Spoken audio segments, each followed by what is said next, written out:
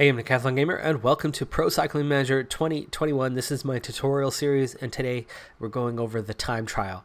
The new PCM 21 model for time trialing is awesome, but it's also very complicated. It takes a lot of getting used to, and so finally, I myself am ready to put this out there because it's taken a lot of practice to sort out how this new system works. The old system, very generic, very simple. You could maintain same speed in the same manner over and over again and get the same sort of results. But the new system, it's so much more dynamic. There's a lot more going on. There's a lot more to react to, and you've got a lot of work to try to get the most out of your riders and be competitive in it. It's not as easy as it used to be to win. But for me, oh man, I love this new system.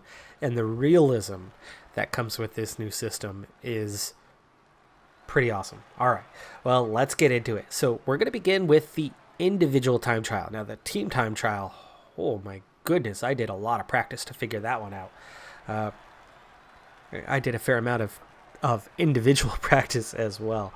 All right, now power, I was not focused on power there.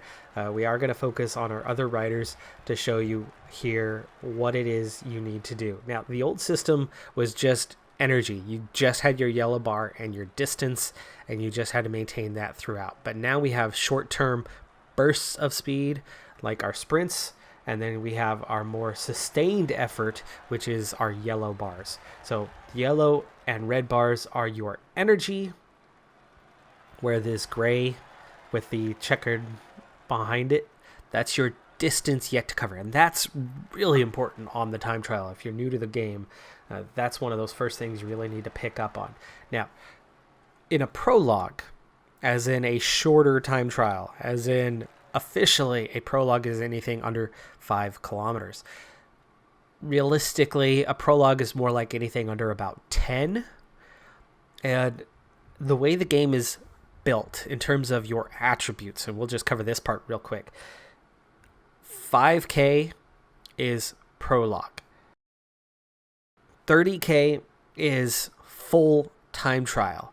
The 25 kilometers in between that 5 and 30K mark is split between your prologue and your time trial rating. So full time trial is anything over 30K. Full prologue is anything under 5K. At 17 and a half kilometers, as in split right down the middle between that 5 and 30K mark, you are getting a 50-50 divide between your prologue and time trial rating. If it's less than that, it's going to lean more towards prologue. If it's more than that, it's going to lean more towards time trial as a percentage, as a breakdown. For example, if you are at 10 kilometers, it's definitely leaning more towards prologue. You have 10 of the 25K covered, so that's 40% of the way. So you would use 60% prologue rating, you'd use 40% time trial rating, and it would average those things out in between. The system is going to work largely in the same way. Prologue is going to be more relevant to a short burst of pace. A lengthy time trial, something over 30 kilometers, is going to be more about a sustainable effort long term. The course we're on here it has some undulation. There's some variation to the terrain. It's not totally flat, but it's relatively flat. And so for that, it's going to be about maintaining an equal amount of effort throughout to maintain the best speed you can. That's the way you're going to get the best time long term.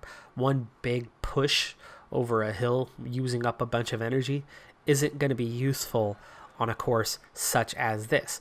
But the terrain does impact your performance in the time trial, and it's something really to keep an eye on, more so for your rider's specific strengths.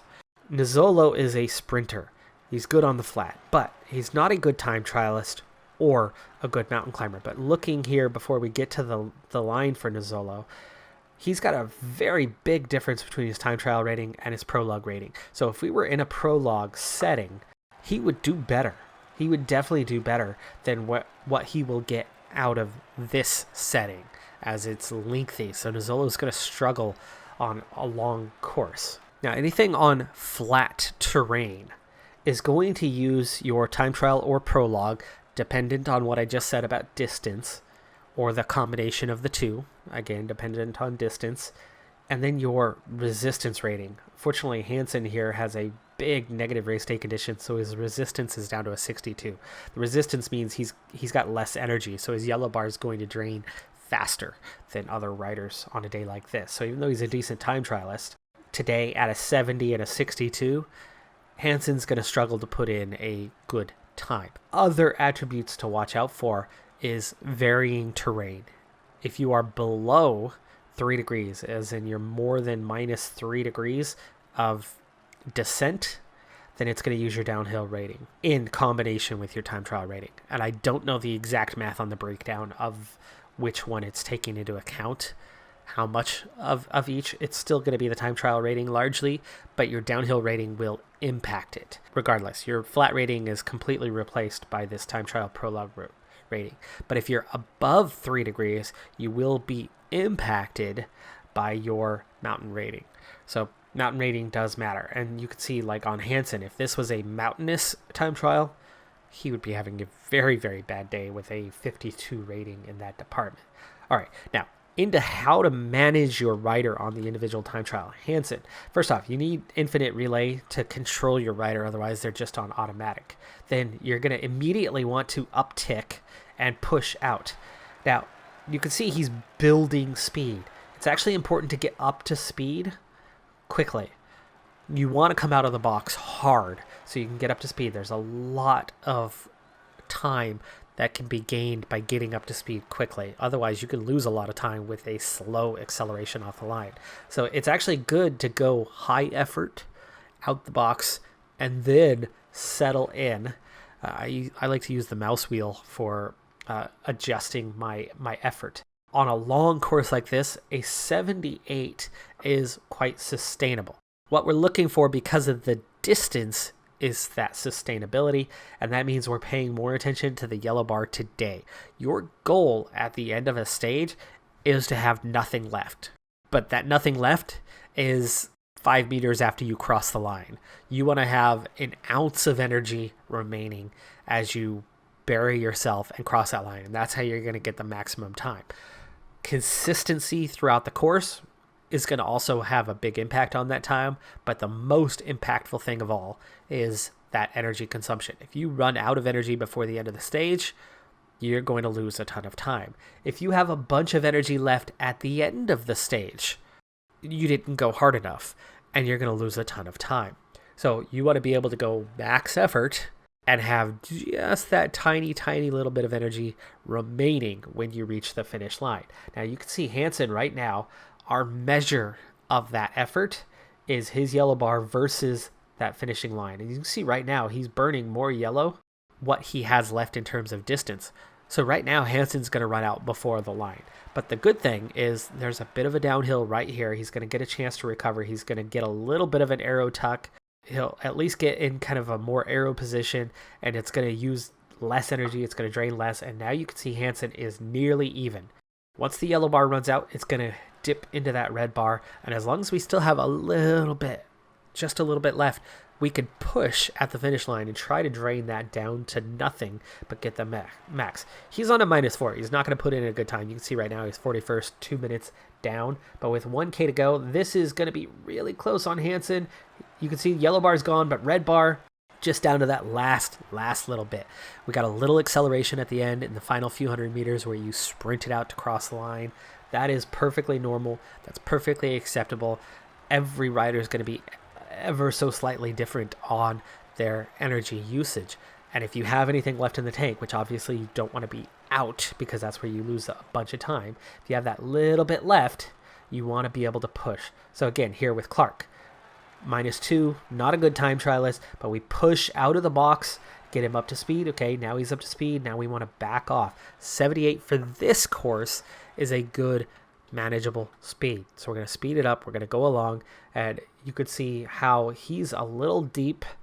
At some point you would think about going to a 77, but that downhill section kind of makes up for it, but he's a really poor time trialist, so we're going to have to go 77 for at least a little while to give him a chance to recover. But the big thing is, as you approach the finish line, whatever you have left in the tank, up your effort accordingly, right? You want to go 99 if you can, but you might not be able to go 99. Here, Clark, 1K to go to the finish line. We can't push at all because he's got nothing. The yellow bar was gone. The red bar is draining. He's got to be able to keep up that pace until that's completely gone.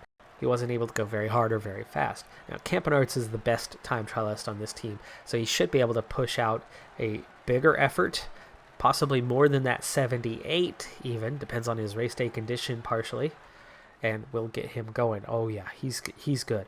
I think he can probably maintain a 79 throughout the day. A little difficult out of the box. Okay, now we're going to try a 79. Let's see how Campenarts does with that. Resistance 78, so he's going to have more ability to sustain an effort. Time trial is an 82 today, so he's maintaining faster pace. You can see right now he's doing 53, 54, up to 57 kilometers per hour on a slight downhill section. He is definitely going faster than his teammates were. Based on that 79, he's hanging in there. He is not in a negative place right now at all. Campenarts used to be somebody very, very capable of winning these time trials. He's not as good as he was a few years back, so he has faded a bit, but he's a good quality rider, and with a +2 race day condition, he's looking pretty solid. That 79 is hanging in there. I think we could probably get away with an 80 for part of this stage, but definitely not throughout the stage. So far, so good, though.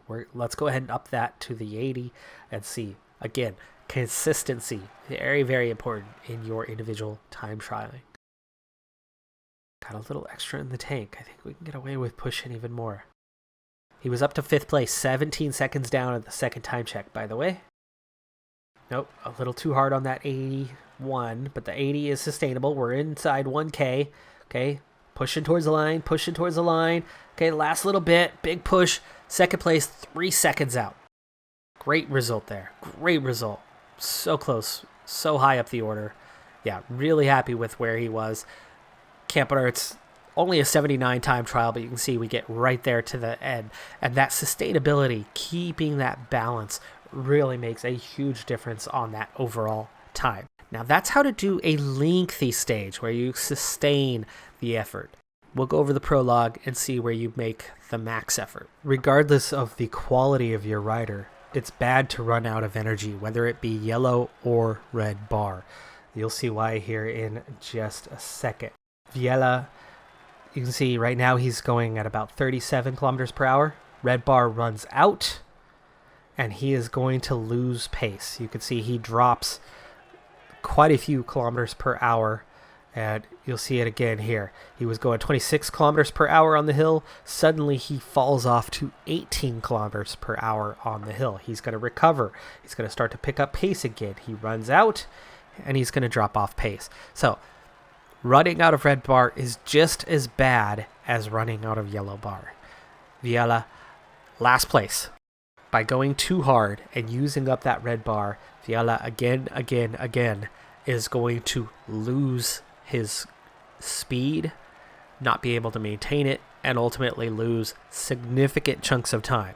He's worse when he's slower than when he's going that little bit faster by pushing a little bit harder than he is actually capable of sustaining. So on a course like this one, a prologue that is under 4 kilometers in length, we are going to have to learn how to sustain a high effort. Ultimately, watch out for our red bar. For Valverde, it's going to be a shame to waste his effort, but whatever, he's not a time trialist anymore. Doesn't perform in the GC like he did in years past, just a stage hunter these days. Alejandro Valverde, you can see he's today a 72 prologuer, 73 resistance. Yeah, he's okay on his pace. Here's our great divide, 85. Now, at 85, you can see his red bar, it's not going anywhere. It's not going up. It's not going down. You can actually see that there's just a tiny little bit out of the red bar that has been used. If we go to 84, we're going to watch that red bar start to fill back up. You can see how that red bar is now filling back out slowly. The divide is 85. So in terms of short-term bursts of energy, 85 is neutral. 84 is recovering short bursts of energy. And then 86 and beyond, and scaling upwards, the harder you push, is going to now drain red bar. You can see how that red bar is draining slowly at an 86 effort. If we increase that, you can see it's draining much more quickly than it would otherwise. Now you can see here, he's got plenty of yellow bar. Why? Because we're only going 3 kilometers. This is about going max effort. Can you sprint 5 kilometers? No, not really, right? But you can push pretty dang hard. Is 5 kilometers all that you can ride? Well, for some people, yes, but for a professional athlete, definitely not. They can ride much, much further than that, but they still can't go 100%. In the old game, you would just go 99 on a short prologue. That doesn't work anymore. Here's that new system, that short burst of energy. You obviously, at an 85, are going to lose a ton of time. You need to go hard. You need to go fast. But how fast can you go? Depends on the terrain. Depends on the rider. And it depends on you reading it. And we'll see how this goes with Marc Soler. Like I said, 86 is going to drain energy. What we want is at the finish line, we want that red bar gone. But we don't want to save it for the last 100 meters because you're going to lose time ultimately. Remember, we want sustained effort as best we can.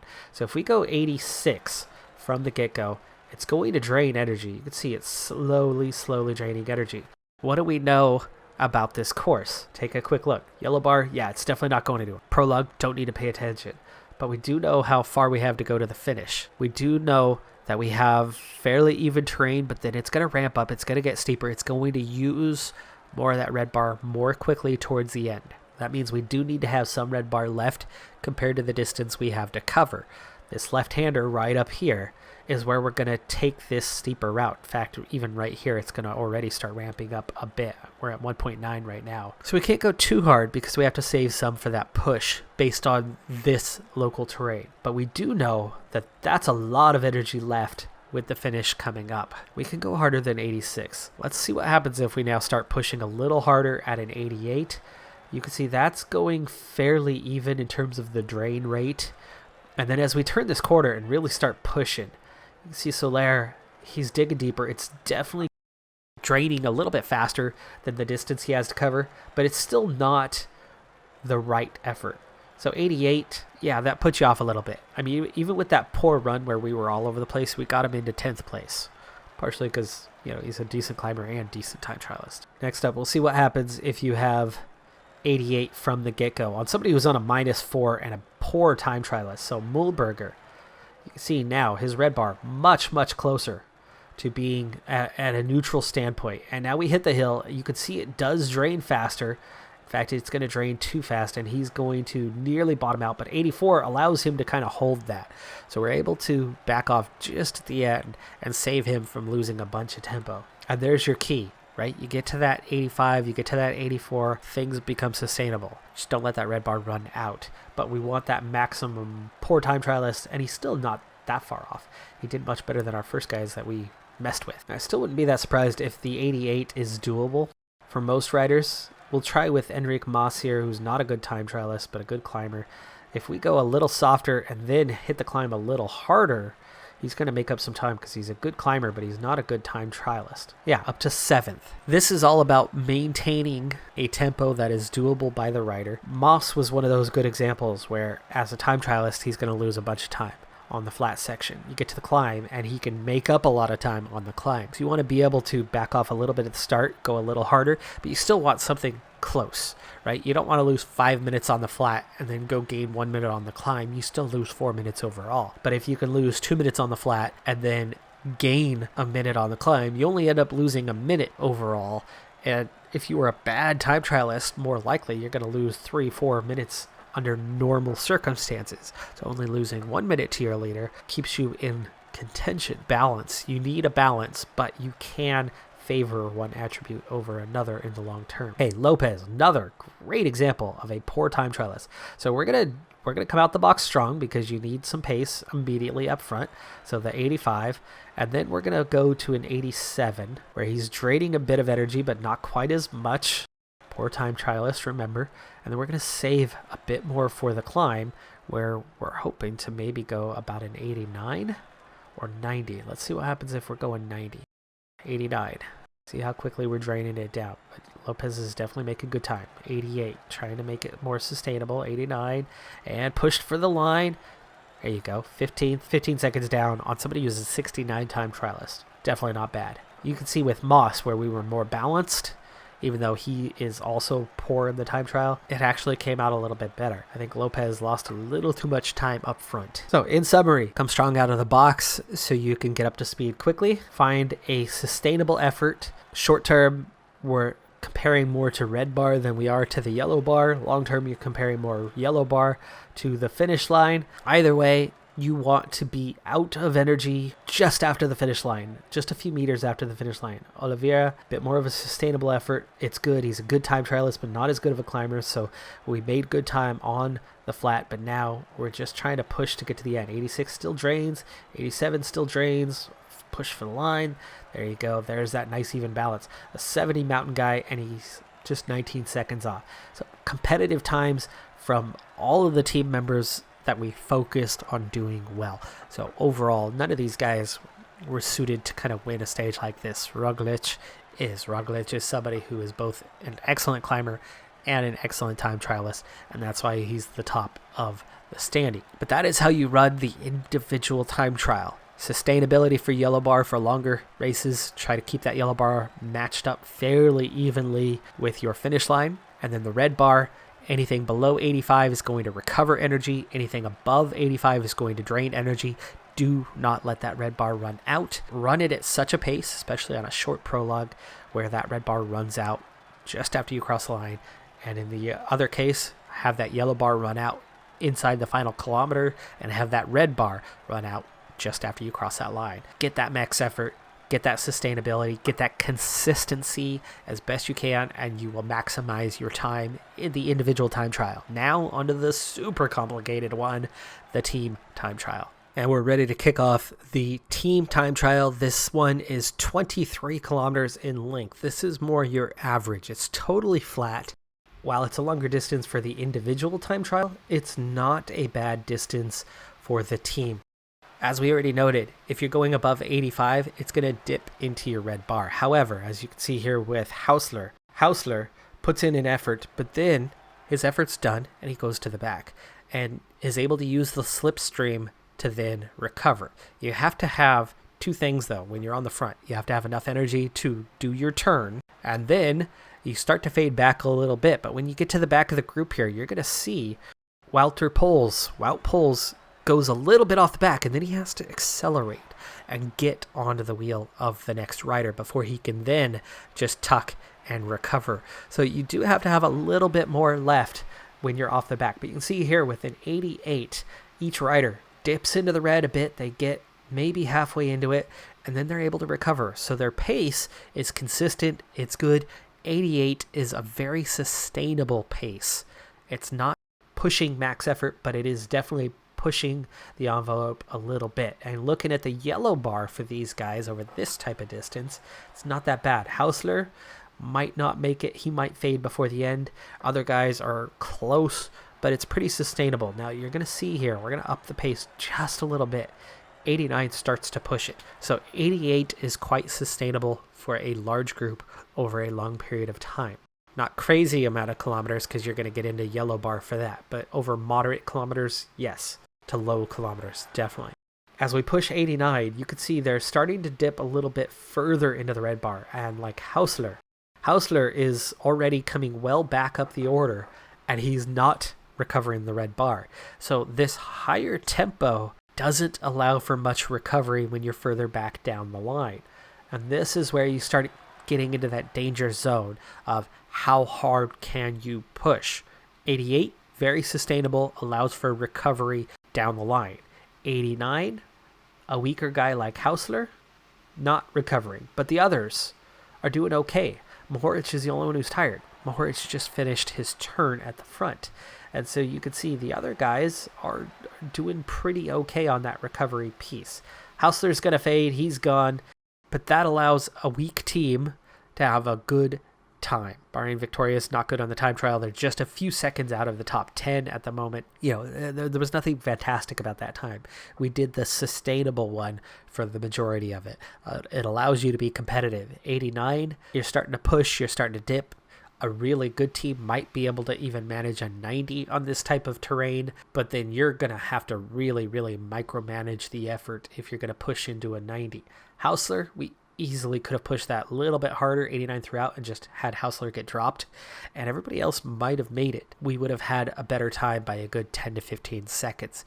88, safe, sustainable. 89 starts to push the envelope a little bit. 90 is going to really, really push the envelope on this type of terrain on the team time trial. But let's take a look at both shorter efforts and longer efforts. Setting off at 17.5 kilometers. This is in between time trial and prologue.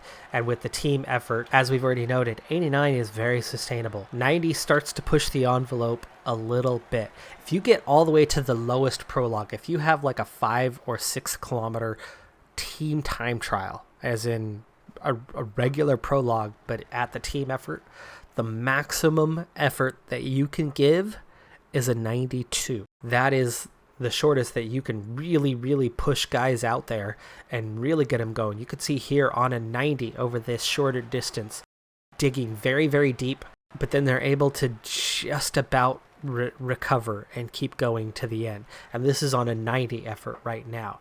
Over the final kilometers, we might be able to push that out just that little bit more. Like I said, 92 is really the maximum that a team can give. You can't do that long term. You really, really cannot do that long term. But short term, you can give those big, big pushes. But you can see Oss, Burkhart, both struggling now. And you've got to try to get enough guys across the finish line to keep it going. So we go back down to a 90, and things become a little more doable within the group. You can see on this one, you're hovering between that 90, 91. Now, one thing that can help you go a little bit deeper is shortening the time frame in which a rider is on the front. It allows for quick, punchy efforts from your riders, but it doesn't allow for recovery. And so that's one thing to watch out for with that. But you can see, back here with Burkhart, we're not in a good place on that part. Okay, final kilometer. Now, one thing about that team time trial is when you get to the end, you can really go 99 and just kind of push. But you can see 3 guys left. The other one fades just a little bit, but that does get us up into at least a competitive time here with Bora Hansgrohe. Some of the leaders have already gone through. We'll see times kind of come down a little bit.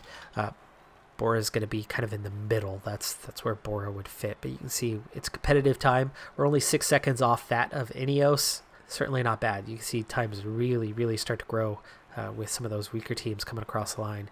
And for now, Bora hanging on to 7th place towards the finish. And 7th. So that's a pretty good result for that team. Just like the individual time trial, short distances are about the red bar. Long distances are about the yellow bar. It's about the sustainability. And this is a 53 kilometer time trial in which we are on for this one. And we're looking at how hard can you push? I've found that a team that is relatively balanced, meaning their time trialing ability is similar, their resistance is similar, you can just about get away with about an 84 effort. That is dependent on a few factors. One, we're looking at some varying terrain. Looking at this time trial, there's no big climbs. There's just some hill sections.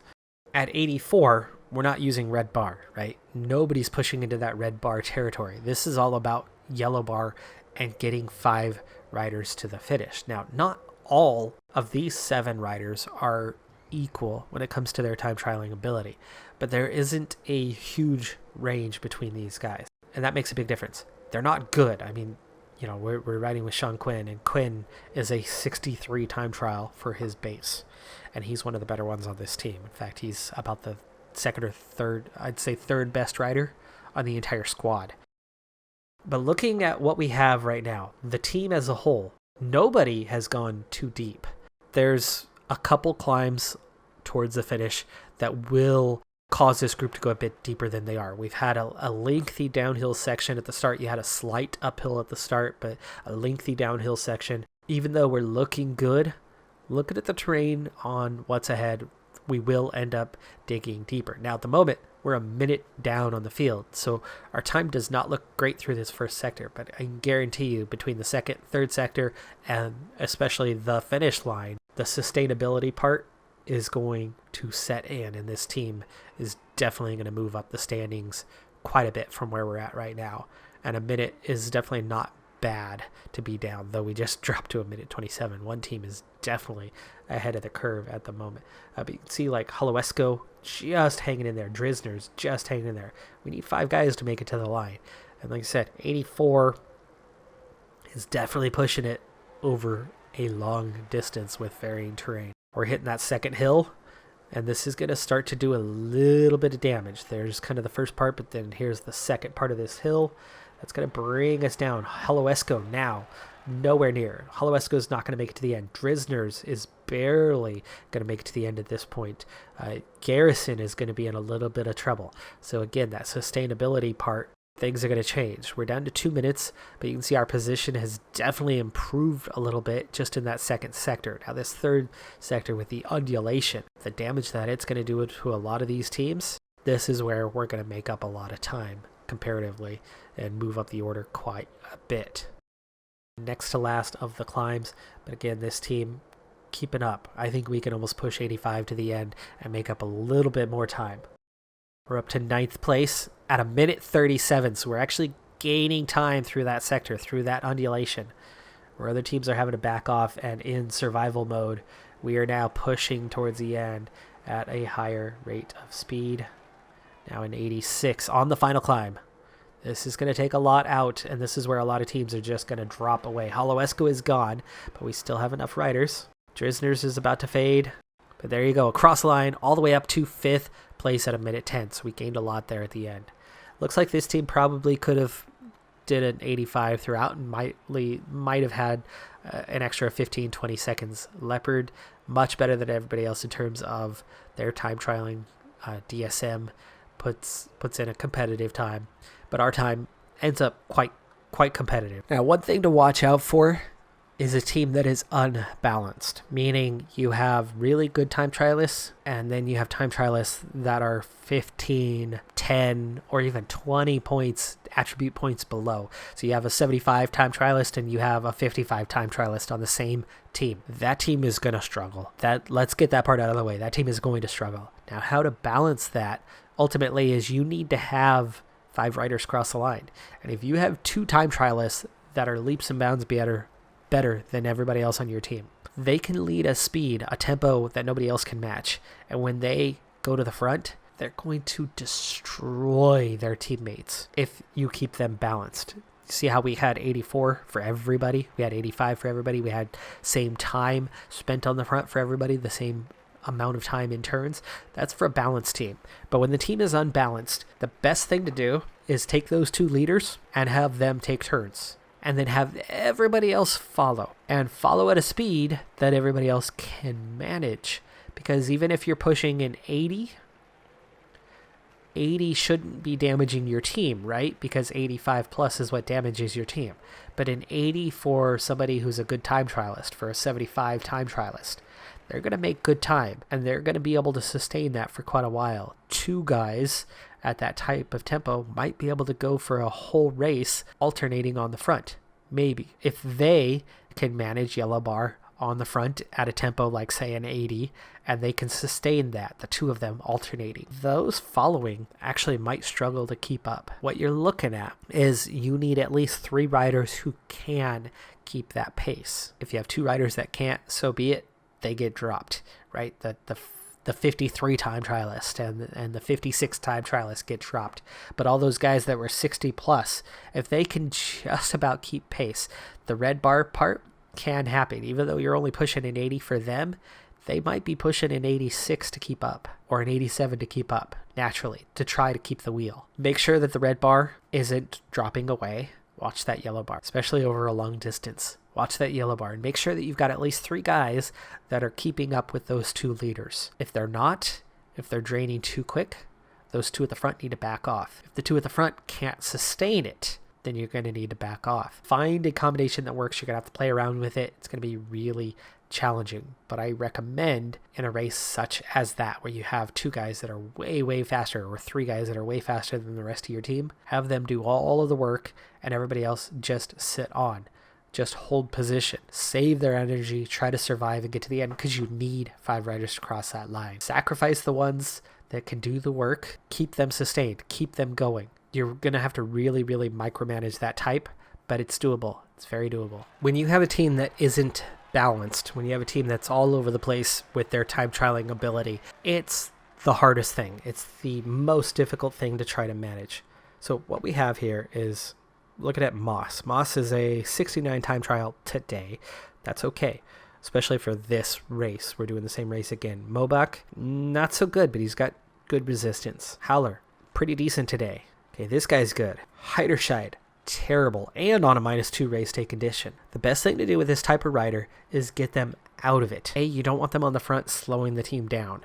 B, you know that if you keep them in the order, they're going to run out of energy quite quickly. Clucker's here, also not good. So we're going to put him at the back. Heideman's okay. So we're going to try to run 5 guys for this team, which means those 5 guys are going to have to work harder, because now they're sharing the load only with 4 others instead of 6 others or even 7 others for a Grand Tour. They can't go as hard as they would have gone otherwise, right? If you can maintain an 84 with 7 guys long term, how are you going to do that with 5, right? It's going to drain the energy more. And, if we look here, if we speed up and get to the end of the first sector and look how this team is doing, it's not going to be great. And we're only going in 83, not even in 84. Okay, end of the first sector. So you can see Moss is doing fine. Mobach, yeah, not so much. But Heiderscheid, he's not even taking a turn, and yet Heiderscheid is struggling. Cluckers looks okay. Cluckers is somebody we can get into the mix for a bit, and even have him push harder when he's going, because you don't want him going slower, because he's going to hurt the team. So we can have him dig a little bit deeper when he's going. So the key about a team time trial where the team is all over the place in terms of ability is you're going to have to start managing some things. And you're going to have to find out which 5. How do you get 5 riders to the end? How do you maintain a pace that's going to be good for the team? There's so much to look at on how to make that all happen, how to get that to come together. But on a stage like this, sustainability, consistency early on, a good quality team effort, and then digging deep later with kind of the micromanaging to get whatever you can and get whatever seconds you can out of the team. That's what it's going to take. See, getting Cluckers going at the front, it's dipping into his red bar, but he's got some yellow bar to play with. He can go that little bit harder, that little bit deeper. And Haller is looking pretty good right now. So Haller is somebody who isn't a great time trialist, but he can push a little bit harder. Heiderscheid's just not going to make it. He is definitely not going to make it to the end, but how do we get everybody else? Mobach is struggling after that turn. So maybe you take Mobach off and try to allow him to recover a little bit and see if he's able to take turns again later. So there's a lot of micromanaging in the team time trial. And then once you start getting into variable terrain, things get wild. Things get absolutely wild, and it can be really hard to manage and judge, especially when somebody takes the turn on the front, like Heidemann. Heidemann just dug deep there, and that hurt him quite a bit. And you can see how much further behind he's going to have to cover to get back into position, and how much deeper he ends up going as a result. Okay, how's Moss looking? Moss is okay. Okay, Mobach is not looking good. Heiderscheid is already about to get dropped, but we're still looking at 6 guys right now. And with Mobach getting dropped, we're looking at 5. But we've got to keep an eye on those 5 and make sure that none of them get below, because at this point, Mobach is probably not going to make it to the finish. In fact, one of the best things I could probably do short term is get Mobach to go up and take a turn. Get him one more kind of max effort turn and try to help the team, help the other 5 out. We got to watch those guys and make sure that nobody gets out of range, out of touch. Right now, we're 6th place inside a minute, and I have a feeling we're going to gain a lot of time, especially a good minute here over the last little bit. Okay, Moss is okay. Heidersheid's gone, so we're down to 6. Moss is okay still. Heidemann, not looking great, so we want to cut his time down. Mobach is not going to make it to the end, but we're going to give him that one turn. He's the one we're counting. We're counting on everybody else making it. Cluckers is down to a point where the extra energy is gone, so we want him to sit on. Because Mobach's the one we're sacrificing. We need Cluckers to make it. Haller's fine. Haller could actually go longer on the front. Siayuk, this might be his last turn on the front. We'll have to watch out and make sure he can make it. But Mobach, this is his final turn. So he's giving us one last oomph, one last pull, helping his teammates out. He's going to fade off, and then he is gone. We'll put him on the back for now. Make sure he's not holding anybody else up. Heidemann's okay. Moss is okay. Haller's great. We can definitely have Haller do a long turn. Heidemann's hanging in there. We can turn the time back up slightly. He's in better shape than he was. Moss is still definitely good. Mobach has not been dropped yet, but he's getting really close. This climb is probably going to see that happen.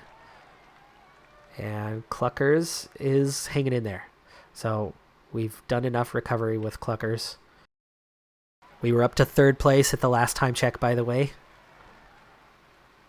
So we've moved up the order. Okay, 600 meters. What we need now is just max effort. 99. Push for the line. And there you go. Into 1st place at the finish. And that time was good enough for 2nd overall. So managing the squad, you get a little more out of your better time trialists. We had guys that were low 70s, and then we had guys that were at a 60. So that gap, that variance, a couple things you could do. You could use those 60s early. Make them give a big effort. They're going to have to ride harder, and they'll burn out quicker, and then they're gone. That's one way to do it. Or you just get them to try to hang on. But the biggest thing is managing 5 riders and making sure that at least 5 riders still have energy at the end of the race. Everybody else, it's okay to sacrifice and have them be gone. But that is how to manage a varied squad. And it's going to depend on the distance. This was 53K. None of them were actually good time trialists. There was just okay time trialists and then really poor ones. How to sort all that out is going to take some trial and error. It's going to take some practice. Ultimately, that's the key, right? With a team like that, you want to get more out of your stronger guys, but they can't push very hard. Now then, everybody else, survival mode or contribute how they can, where they can. It's a careful balance. I'm Decathlon Gamer. Thanks for tuning in. That is the basics on how to handle the team time trial, how to handle the individual time trial in Pro Cycling Manager 2021. It's a new system. There's still a learning curve. I'm sure there's still some things that I'll pick up on, but quick summary, your individual effort individually as a rider, whether that's in the team time trial or just on the ITT, over 85, you're going to dip into red bar. At 85, you're going to sustain red bar. 84 and below, you're going to recover red bar. Yellow bar is that overall stamina, that overall ability to ride hard. You don't want either of those to run out before the line, but you would ideally have both of them running out just as you're crossing the line, or a few meters after. You want 1% energy left as you hit the line. That's the most you could do. You want consistency. You want stability. You want to be able to maintain a strong, consistent pace throughout. That's the best time that you're going to get overall, not just attacking the line as hard as you can and have a bunch of energy left. That's not going to lead to a good time, but you definitely do not want to run out of energy before the end. Whether it's the individual or the team time trial, you want to just be able to push as much as possible. Team time trial, you need 5 guys across the line. Your time is taken on the 5th rider, not anybody after that, not anybody before that. So make sure you're maintaining a group of 5 by the time you reach the end. And that's it. It's that easy. Nah, it's not very easy, is it? It's going to take some time to get used to, but you'll get there. I'm Decathlon Gamer. Like, comment, subscribe, and I'll see you next time. Have a good one. Be safe out there. Bye for now.